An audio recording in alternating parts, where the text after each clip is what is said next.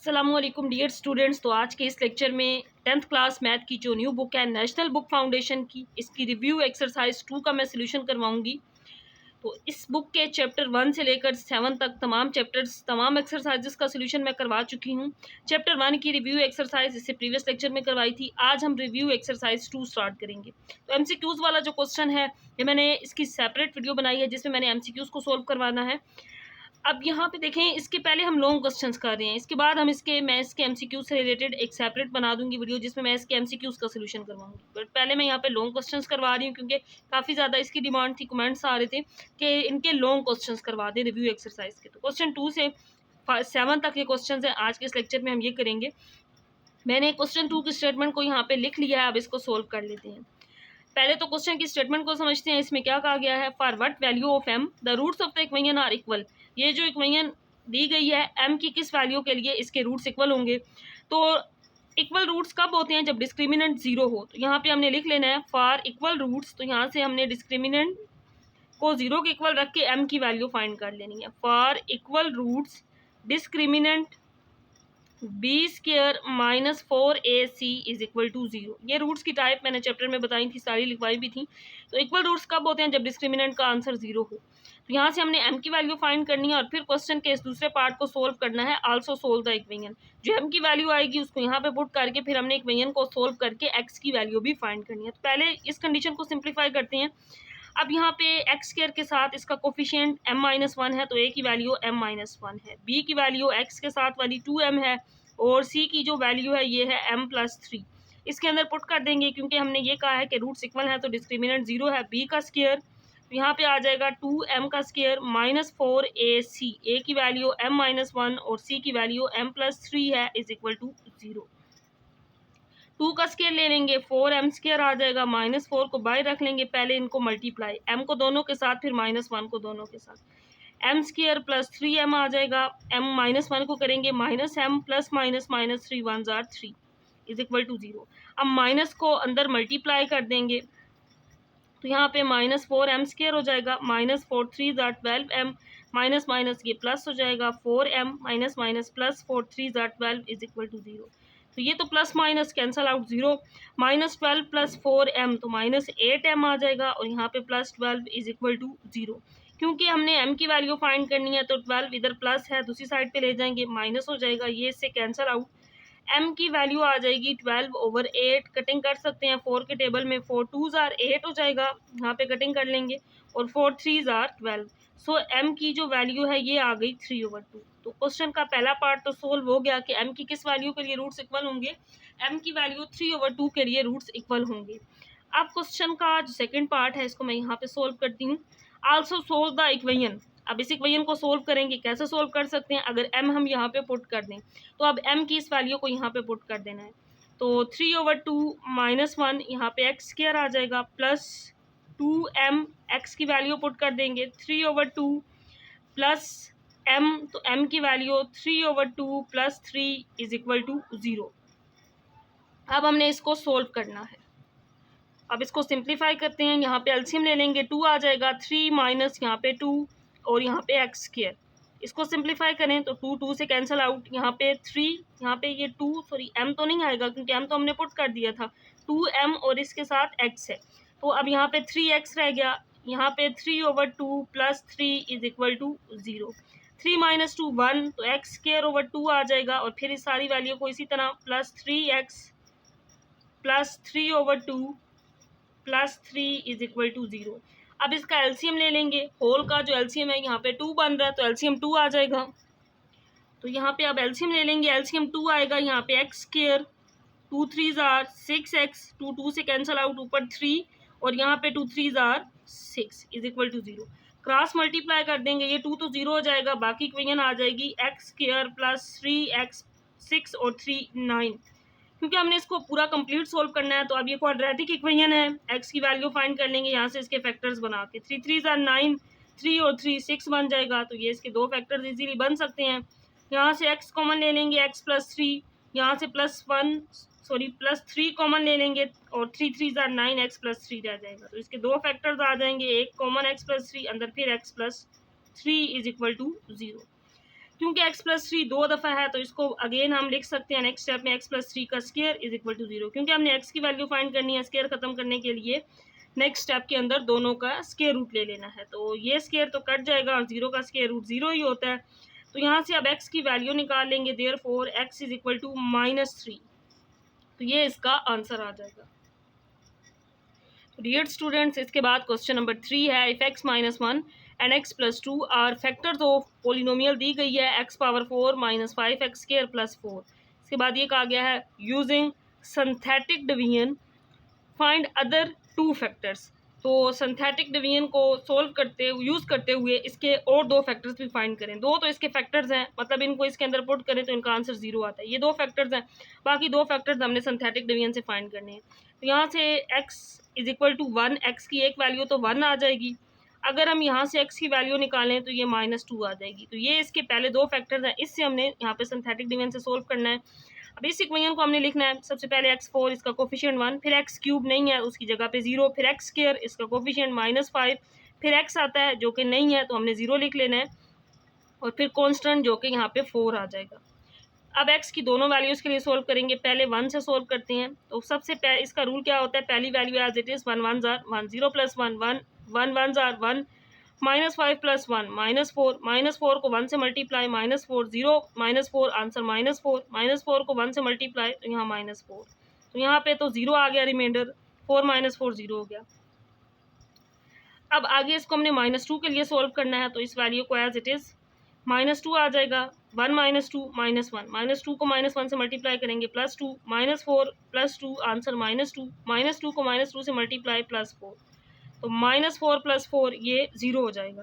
अब यहाँ पे ये जो वैल्यू है इसको लिख लेते हैं, क्वाड्रेटिक इक्वेशन बन गई है x² फिर -x और फिर कांस्टेंट, तो ये फॉर्म रह गई। अब हमने इसके फैक्टर्स बना लेने हैं, तो x², क्योंकि हमने 2 फैक्टर्स फाइंड करने हैं ना, तो x² -2x + x करें, आंसर -x आता है, और मल्टीप्लाई करने से -2x² भी बन जाता है।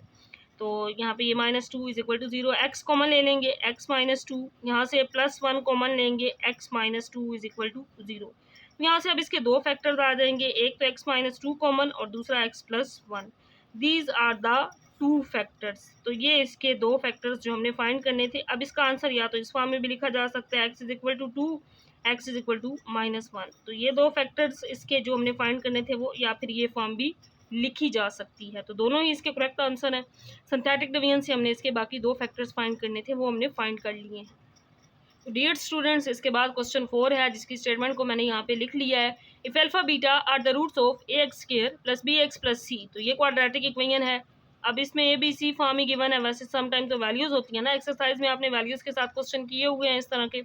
अब इसकी वैल्यू हमने फाइंड करनी है। क्वेश्चन के अंदर ये कहा गया है कि अल्फा बीटा इसके रूट्स हैं, तो अब हम इसको सिंप्लीफाई करके पहले रूट्स का सम और प्रोडक्ट निकालेंगे। तो इक्वेशन क्या है रूट्स की, ax² + bx + c is equal to 0। तो इसमें a की वैल्यू a ही है, b की वैल्यू b ही है, और c की वैल्यू यहाँ पे c ही है। तो अल्फा बीटा अगर इसके रूट्स हैं तो हम इसका सम निकाल सकते हैं, अल्फा + बीटा, और हमें पता है कि रूट्स का सम इक्वल होता है -b/a के। तो यहाँ पे b की वैल्यू b ही है और a की वैल्यू a ही है, यही आंसर आ जाएगा। फिर हम रूट्स का प्रोडक्ट निकालेंगे, जो कि हमें पता है c/a के इक्वल होता है। अगर वैल्यूज़ यहाँ पे होती तो हम वैल्यूज़ पुट करते, बट c के इक्वल है, a के इक्वल है, तो यही इन दोनों की वैल्यूज़ आ गई। अब हमने इसकी वैल्यू फाइंड करनी है, तो इसको सिंप्लीफाई करते हैं। वैल्यू किसकी फाइंड करनी है, अल्फा -3 और बीटा -3 की। मल्टीप्लाई कर लेंगे अल्फा को दोनों के साथ, फिर -3 को, अल्फा बीटा आ जाएगा। अल्फा को -3 से करेंगे, -3 अल्फा आ जाएगा। -3 को करेंगे तो -3 बीटा, माइनस माइनस प्लस, और 3 3 ज़ार 9 आ जाएगा। अल्फा बीटा इसी तरह, क्योंकि हमने इन दोनों वैल्यूज़ को ना, इसको बल्कि हम नाम दे देते हैं इक्वेशन नंबर 1, इसको 2। इक्वेशन नंबर 1 और 2 को यहाँ पे पुट करना है। तो यहाँ पे ये अगर हम -3 कॉमन ले लें तो अल्फा प्लस बीटा बन जाएगा। तो तब हम इक्वेशन 1 वाली वैल्यू को यहाँ पुट कर सकते हैं, +9। Now we using equation 1 and 2। तो अल्फा बीटा इक्वेशन 2 में देखें किसके इक्वल है, c/a के, -3 इसी तरह, और अल्फा प्लस बीटा इक्वेशन 1 में इसकी वैल्यू हमने निकाली हुई है -b/a के, और यहाँ पे 9 आ जाएगा। अब इसको सिंप्लीफाई कर लेते हैं, a इसका एल्सियम आ जाएगा, यहाँ पे c minus minus plus, a cancel out 3b, और यहाँ पे a 9 के साथ मल्टीप्लाई, तो 9a हो जाएगा। क्योंकि इसके नीचे कोई वैल्यू नहीं थी, यहाँ हम 1 कंसिडर कर सकते हैं। अब यहाँ पे या तो यहाँ तक ही ठीक है, या जो बुक में आंसर इस फॉर्म में वो दे रहे हैं, तो यहाँ से 3 कॉमन ले लें। तो 3 कॉमन ले लेंगे, b प्लस 3 3 जार 9 और अंदर a रह जाएगा 7 और यहाँ पे a, या तो 3 कॉमन ले लें या इस स्टेप तक, तो ये इसका आंसर। क्वेश्चन 4 के बाद क्वेश्चन नंबर 6 है। तो काफ़ी बच्चों के माइंड में होगा कि मैंने 4 के बाद 6 करवाया है, 5 स्किप करवाया है। 5 परेशान नहीं होना कि मैंने 5 करवाया नहीं है। क्वेश्चन 5 थोड़ा सा लेंथी है, ये वीडियो बहुत लंबी हो जाएगी, मैं इस लेक्चर में सोल्व नहीं करवा रही, लेकिन MCQs इस चैप्टर के क्वेश्चन 1 और क्वेश्चन नंबर 5 जो है ये मैं इसके सेपरेट वीडियो बना दूंगी, क्वेश्चन नंबर 5 जिसमें मैं सोल्व करवा दूंगी। क्वेश्चन नंबर 6 और 7 को करते हैं। पहले 6 को, इफ़ रूट्स ऑफ, ये इक्वेशन है, क्वाड्रेटिक है, आर इक्वल, अगर इसके रूट्स इक्वल हो ए और बी की वैल्यू फाइंड करें, और फिर ये कंडीशन भी क्वेश्चन के अंदर गिवन है। तो यहाँ पे सबसे पहले हम गिवन इक्वेशन को लिख लेते हैं। गिवन इक्वेशन क्या है, 25x² minus 5ax minus b is equal to 0। तो इसमें a की वैल्यू 25 है, b की वैल्यू -5a है और c की जो वैल्यू है ये -b है। अब ये कहा गया है कि अगर रूट्स इक्वल है, अगर रूट्स इक्वल हों तो हमें पता है डिस्क्रिमिनेंट क्या होता है, 0। यहाँ पे हम लिख लेते हैं for equal roots discriminant b² minus 4ac is equal to 0। अब इसके अंदर वैल्यूज पुट कर देंगे, b का स्क्वायर माइनस 5a का स्क्वायर माइनस 4ac, a की वैल्यू 25, c की value -b is equal to 0। 5 minus 5 का स्क्वायर प्लस 25, a स्क्वायर हो जाएगा minus minus plus 25 4 jar 100b हो जाएगा, यहाँ पे 0।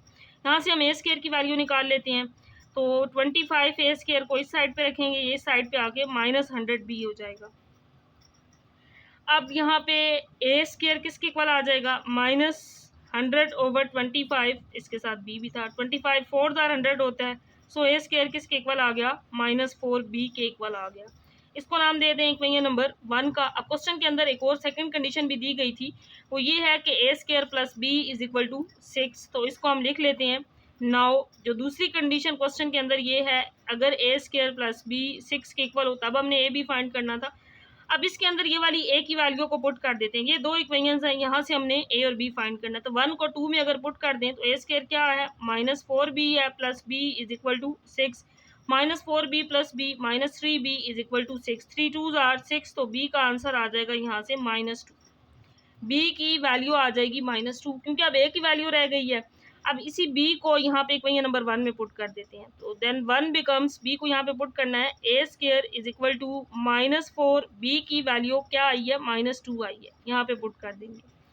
तो माइनस माइनस क्या हो जाएगा, प्लस a स्क्वायर हो जाएगा, 8 स्क्वायर ले लेंगे, स्क्वायर रूट ले लेंगे a की वैल्यू फाइंड करने के लिए, a और 8 को हम लिख सकते हैं 2 स्क्वायर रूट 2 7 प्लस माइनस। क्यों लिखा है, अगर हम 8 के ऐसे फैक्टर्स बना लें, 2 4 जार 8, 2 2 जार 4, 2 1 जार 2 पावर ये 3 बनता है, तो ये 2 जब स्क्वायर बनेगा स्क्वायर रूट से बाहर आ जाएगा, यानी कि 2/√2 इसको हम लिख सकते हैं, तो ये इसका आंसर आ गया है।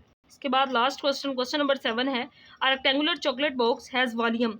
तो इसके अंदर जो वॉल्यूम गिवन है इसको पहले लिख लेते हैं। वॉल्यूम है ये polynomial x³ plus 2x² minus 5x minus 6।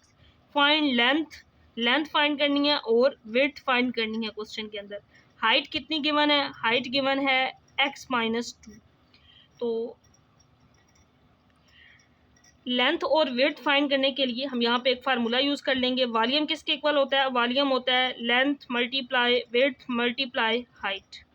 तो यहाँ पे वॉल्यूम और हाइट दो चीज़ें गिवन है, हाइट इधर मल्टीप्लाई है, अगर हम इधर ले आए तो डिवाइड हो जाएगा, is equal to length multiply volume. ये हमने दोनों फाइंड करनी है। अब वॉल्यूम कितना गिवन है, x³ plus 2x² minus 5x minus 6 divided by height, height given है x-2 is equal to length multiply width. तो यहाँ से हम निकाल लेंगे। अब यहाँ पे ये डिवाइड हो रही हैं पोलिनोमियल्स, एक तरीका ये है कि ऊपर वाली को अंदर रखें, x-2 पर डिवाइड करें, बट डिवाइड थोड़ा सा बच्चों को मुश्किल लगता है, तो हम सिंथेटिक डिवीजन से भी इसको हल कर सकते हैं।